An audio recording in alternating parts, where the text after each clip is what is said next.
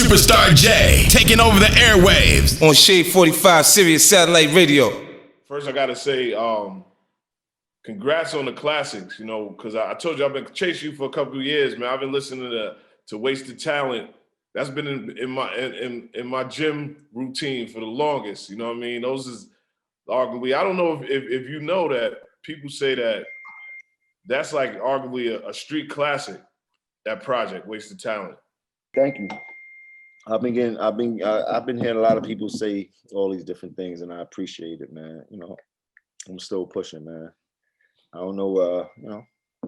I'm gonna keep it real, man. DJ perspective is like people say that, you know, Jim came a long way as far as projects, like back-to-back classics, the El Chapo. Then you did the deluxe now.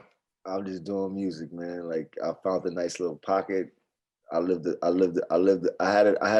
a nice career, man. So I lived a good life so far. And the more I keep living, the more I keep spitting. You know what I mean? I can't do it without living. So when I stop living, then I'm gonna stop doing the music. But I don't know, man. It grew from a hustle to a passion, and that passion turned to a competition with myself, not with anybody else, with myself, to show myself that I could be just as ill as some of the illest ones that I've seen do it thus far. Well, I'm gonna have to give you a props because these projects is unbelievable, man. I want to get into a record, but first I want you to pick a record off of El Chapo that you like, and then I'll get into my favorite joints. Pity in the Summer. Yeah, Pity in the Summer. Definitely Pity in the Summer. Pity in the Summer. Yeah, that was like my favorite. Just the feeling. That record. Just even though there's a lot of other records on there that make no issues of it, probably is the hardest record on El Chapo to me. That shit is just a disgustingly hard. It's a couple, man.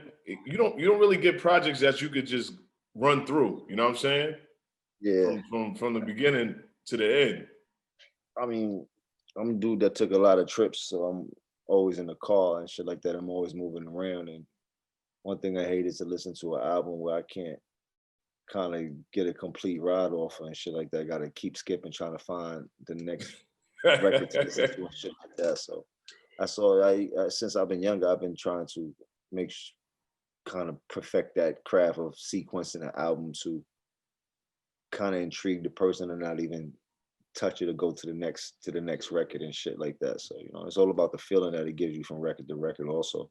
You know what I mean? Like, it's just like the Verzuz battle, like, you know. We're gonna get into that too, man, because a lot of people, you know what I mean, a lot of people don't talk about these Verzuz battles that Jim can go right up in this joint too. You know what I'm saying? I wouldn't per se do a Verzuz battle myself.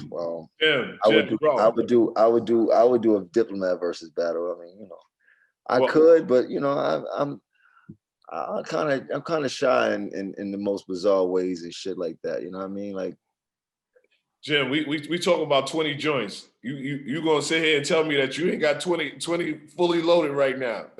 I got a couple records I could put up there. I would say I think I definitely hold my own. I definitely wouldn't go Nate if that's what you're talking about. Yeah. Oh no, definitely. We not gonna go Nate here. I want to ask you that question. I want to ask you that question. I want to ask you two questions. But before I ask these questions, I want to get into that record with you, Fred the Godson and Cam. You know what it is? VIP Saturdays.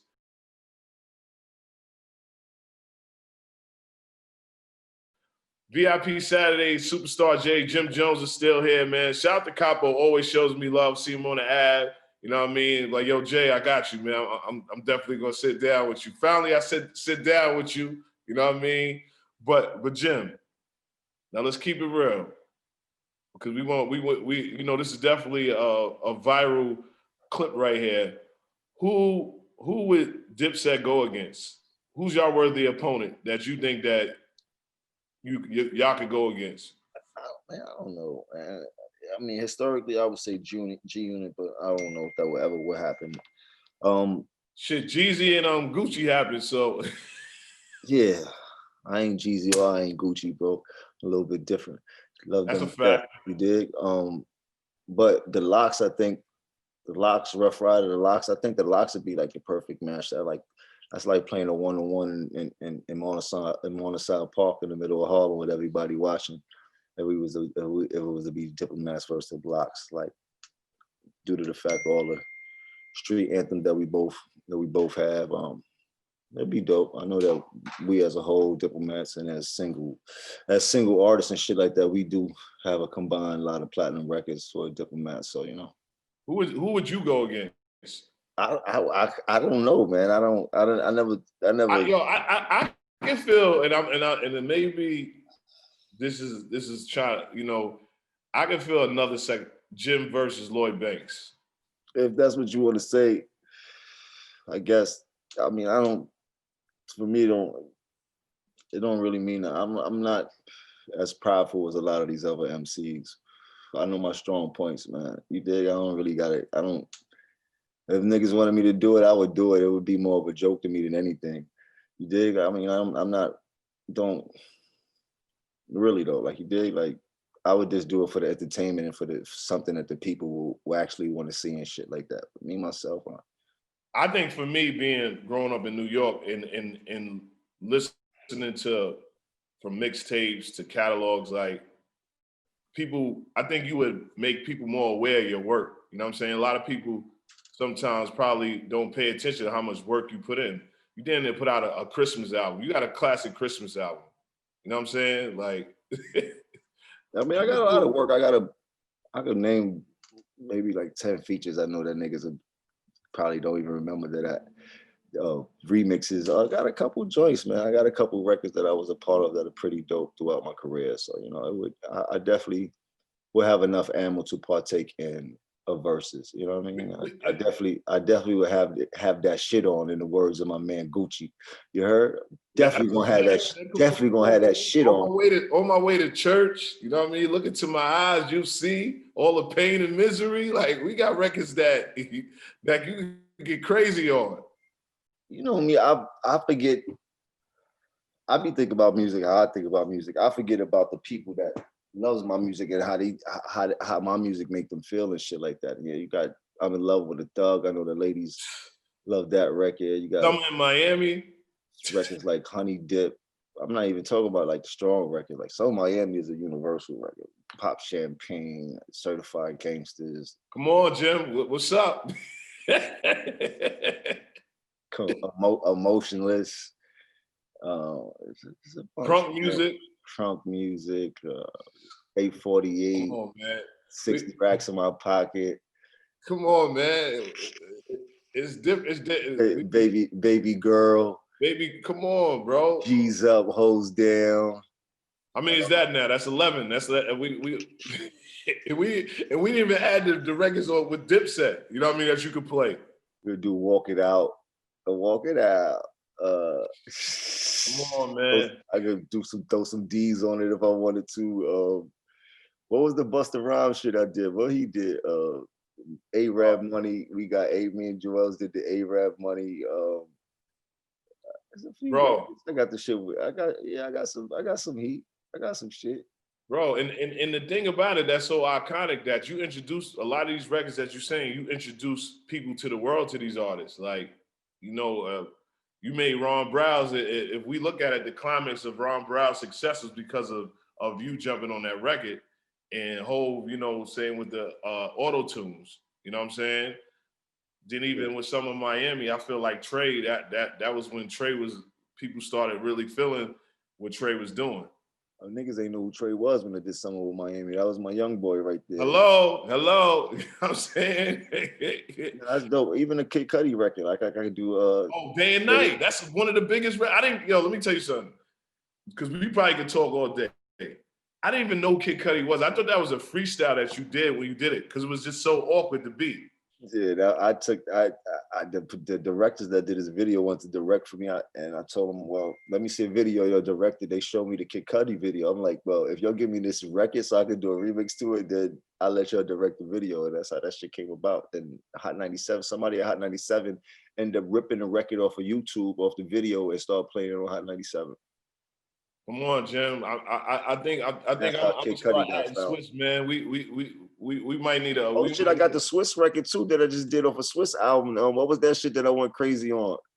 The Swiss record. This is on Swiss album? The Preach, nigga. The shit that I just had the video for with Preach. Oh.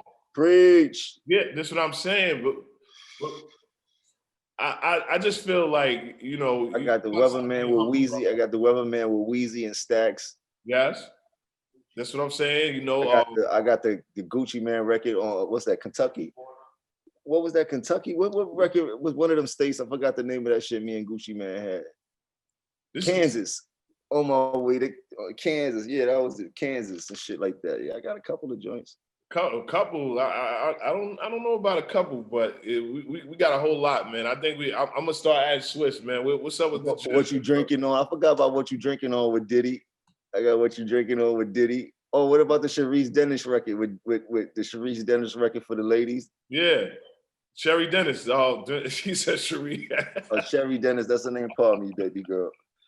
Yeah, man.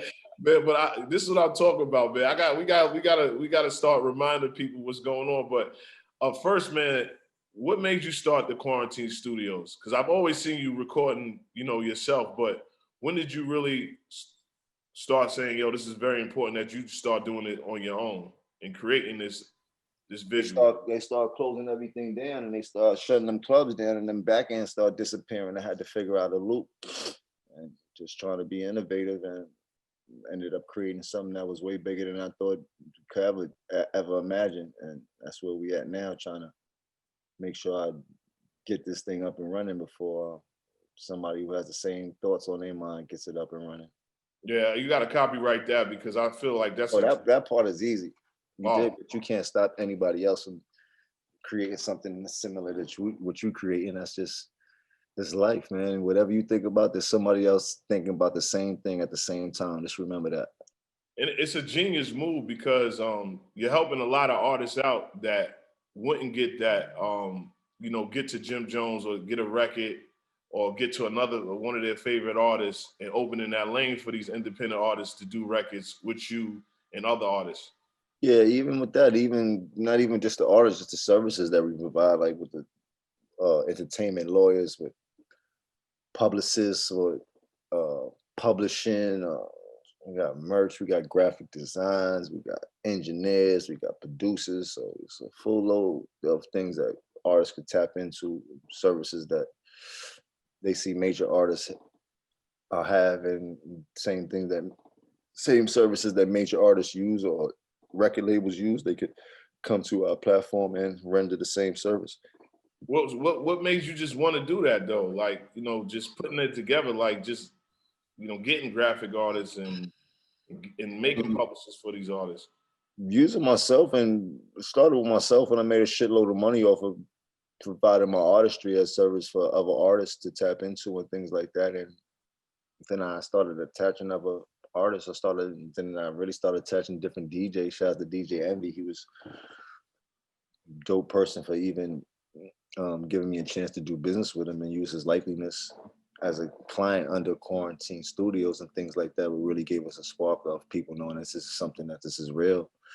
And then from there, it was just like, man, shit, if these artists, so many artists trying to tap into so many people, maybe they want to tap into all the rest of the services that artists need, and started reaching out to different people, and they understood what I was trying to do. And now we got a whole all the components that a record label would have at the touch of your fingers for up and coming artists, or even known artists the same.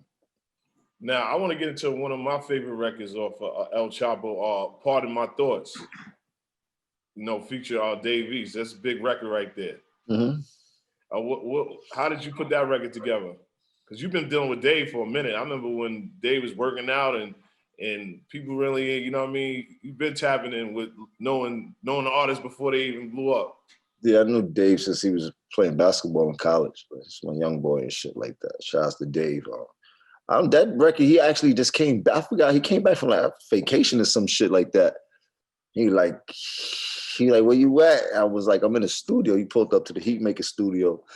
Like, I got shit on my mind. I ain't come to really talk too much to nobody. What the fuck you talking about?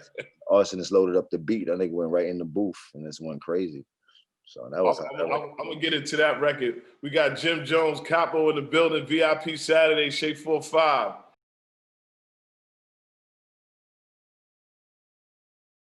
You know what it is, Superstar J. Jim Jones is still here. Jim, Yo. now, you know, you've been ahead of the game. I'm waiting for the weather app so I can go to, you know, Apple. I mean, maybe I should shut up so nobody else try to say it, but I need the Jim Jones weather app on Apple. We need to make that official. So, man, that'll be incredible. Soon coming, though. The weather's doing pretty good. What made you just start doing the weather, man? Because it seemed like, you know, people be waiting for Jim to come in and talk about, you know, the weather forecast.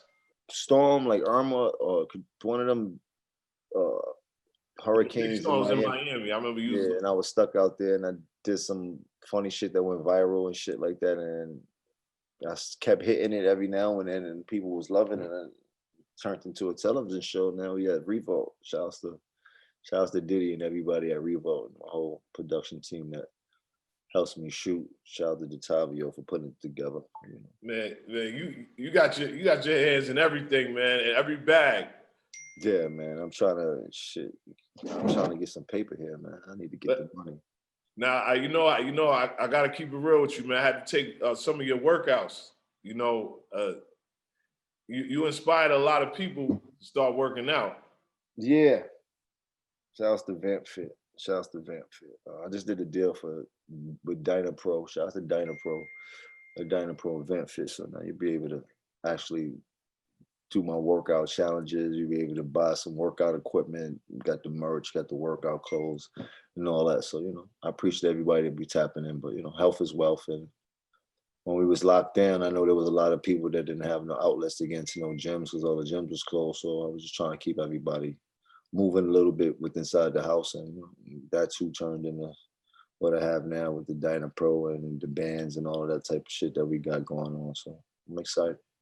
Did you ever peep like just I know you know the YouTube game and the streaming game, but just so many home workout joints, and I've seen like some dudes got 45 million views on YouTube just on a 10-minute workout, a chest workout. Have you ever like, yo, I could do this? This is big money for me. Yeah, I know some of the top trainers. I know some of the trainers that be getting those numbers. Those are actually some of my good friends. You know, it's all about progression from where I started a few years ago. Shouts to Mike Rashid, who probably one of the top tier of fitness people on social media, or, you know, period. He kind of helped me understand how the fitness game goes and to be consistent. And that's what you get all the videos from me posting up and everything to the consistency. And now the consistency is turning into a business. And, you know, hopefully the people follow me with the consistency into the business and we keep it moving. Man, are we gonna get a Jim Jones gym in Harlem sometime? Oh man, that'd be dope. A Jim Jones gym period would be dope. I mean, that's definitely one of the ultimate goals. You know, right now we start with the websites and the apps and things like that. And when everything opens back up, clear and free, then we could attack the gym aspect. That's what it is. I want to get into you know, and I told Mano's one of my good friends, and I said, man, I'm waiting for the album, the joint project with you and Mano. And I remember, that's the Lobby Boys. Man, I remember in Hot, they was picking the records, and I was like, yo, man, this Mano and Jim record needs to be up in rotation, man. They do records crazy, you know what I mean, good together. So, Father Forgive Us, how did y'all put that together? Oh, I think that was actually one of Mano records that he didn't use, if I'm not mistaken. But me and Mano always recorded like shit. He's on every one of my albums. He on the Harry Fraud album that's about to drop. Like, Mano is dope. Fuck with Mano. That's my lobby boy right there. Shouts to the bro. Hopefully we do start to get this project done, though. At least an EP. I know that'd be pretty fucking dope. Come on, man. Forget that EP, man. Y'all do too many records, man. I need an album, man. This is from Superstar J, man. Who's hot out here, man. I need that album, man. Shit, man. As long as Mano with it, I mean, we both don't take a lot to do music and shit like that. We got similar recording processes, so I don't think it'll take that long to get an album done from us. You know what I mean? Let's get it. We're gonna get into this record.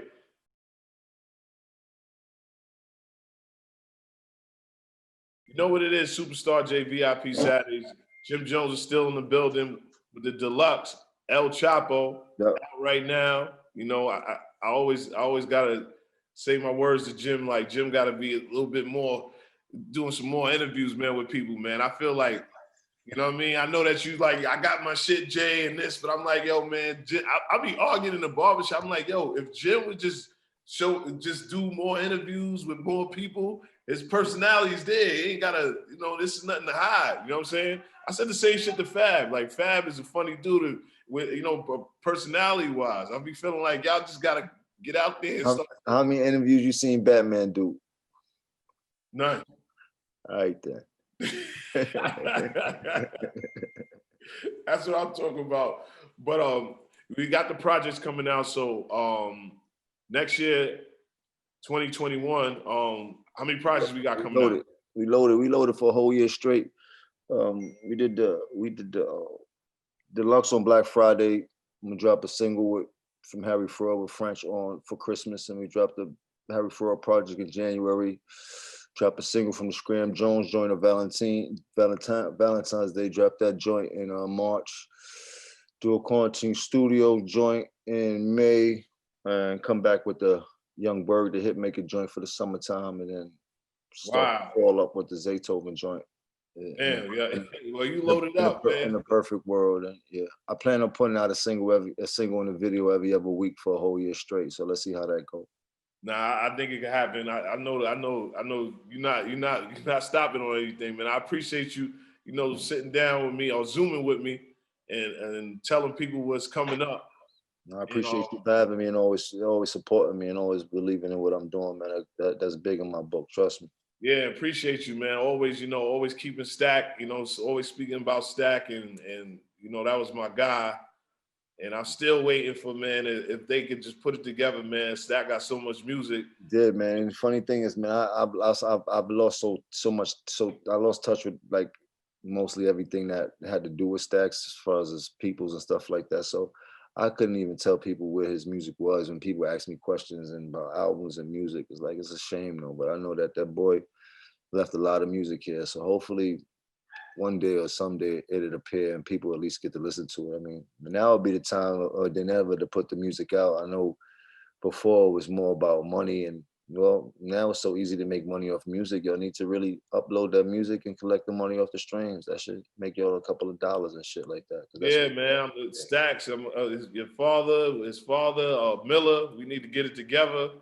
Yeah, man, y'all just holding on to y'all just doing it to yourself now, because y'all don't need nobody to make the money. Y'all need to call up, what's it called, Tune Call, what's it called, that shit, Digi, whatever that shit is called. Yeah, call one of them up. You ain't gonna have nobody involved. Upload the music and just collect the check every month. You heard? Let people know you'll put the music up for people to hear, man. Nobody got to be involved. Real simple and plain, man. You dig? And get the people what they've been wanting for years. I think it's fair. I think it's just now is the time to do it. What do you think? I mean, what do you think that so much that people are so still interested in Stack, and he's been going so long that every time something Stack put out, a whole bunch of people hit me, I see you got Stack stuff out. Same thing that make them love Pop Smoke. You heard? They had it. Once you got it, you got it. Ain't nothing you could do about it. Whether you've been in this game for a long time or been in this game for a short period of time. Just like Biggie Smalls. Once you got it, you got it. There's no way around it. And that's what Stax had, and people know what he was about to be and where he was going. It was almost inevitable. So, you know. Man, I appreciate you giving him that light. Hey, man, I appreciate it. I had a chance to give him that light. It definitely was. Yeah, man. He definitely got a lot of love for Capo, man, you know, and that's what it is, man. I appreciate you.